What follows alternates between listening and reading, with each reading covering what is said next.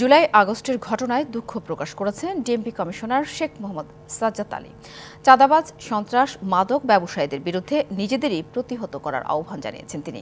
এদিকে পুলিশ আগের আচরণ করলে জনগণের সঙ্গে দূরত্ব বাড়বে বলে মনে করেন বিএনপি নেতা আব্দুস সালাম। দেশের আলোচিত থানা মোহাম্মদপুর। আইন শৃঙ্খলা পরিস্থিতি নিয়ে সকালে মোহাম্মদপুরবাসীর সঙ্গে মতবিনিময় সভার আয়োজন করা হয়। অংশ নেন পুলিশ, রাজনীতিবিদ, ছাত্র ও স্থানীয় জনগণ। তিনটা সমস্যা আমাদের এলাকার, একটা হচ্ছে কিশোর গ্যাং, মাদক আর চাঁদাবাজি।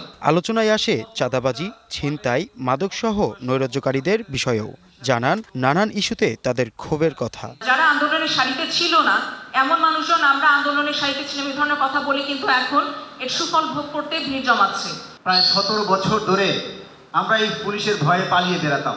এখন পুলিশ কমিশনার এবং পুলিশেরা আমাদেরকে ডেকে তাদের সাথে মিটিং করায়। মাঠের অলরাউন্ডার আমি, আর ঘরের allrounder Tylox. Tylox toilet cleaner, clean মানেই টাইলক্স। পুলিশ যদি 5 আগস্টের আগের ফ্যাসিবাদী ভূমিকায় আসে তবে বাড়বে জনগণের সঙ্গে দূরত্ব। এমনটাই মনে করেন বিএনপি চেয়ারপারসনের উপদেষ্টা আব্দুস সালাম। পুলিশও মনে রাখতে হবে যে তারা যদি শুধুমাত্র আগের ফ্যাসিস্ট সরকারের মতো ফ্যাসিবাদী আচরণের সাথে সম্পৃক্ত হয়ে যায় তাহলে জনগণের সাথে কিন্তু তাদের দূরত্বটা বেড়ে যাবে। এদিকে জুলাই আগস্টের ঘটনায় দুঃখ প্রকাশ করেছেন ডিএমপি কমিশনার। চাঁদাবাজ, সন্ত্রাস, মাদক ব্যবসায়ীর বিরুদ্ধে জনগণের পাশাপাশি নিজেদের শক্ত অবস্থানের কথাও জানান তিনি। আমি ঢাকা মেট্রোপলিটন পুলিশের পক্ষ থেকে সকলের কাছে ক্ষমা প্রার্থী। আমাদের যে ভূমিকা থাকার কথা আমরা সেই ভূমিকায় থাকতে পারি না।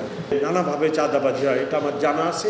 আমি তথ্য সংগ্রহ করতেছি, কারা এই জায়গাগুলো থেকে টাকা নেয়, আমি তাদের বিরুদ্ধে আইনানুগ ব্যবস্থা নিব। রাজধানীতে অটোরিকশা বেড়েই চলেছে। বেপরোয়া এই বাহন নিয়ন্ত্রণ করা কঠিন হয়ে পড়েছে। ঝুঁকি এড়াতে নগরবাসীকে তা যথাসম্ভব ব্যবহার না করার পরামর্শ দেন ডিএমপি কমিশনার। ফুটপাত দিয়ে আপনারা হাঁটে যাবেন, অটোরিকশা ব্যবহার করবেন না। মোহাম্মদ আল হাসিব, ডিবিসি নিউজ, ঢাকা।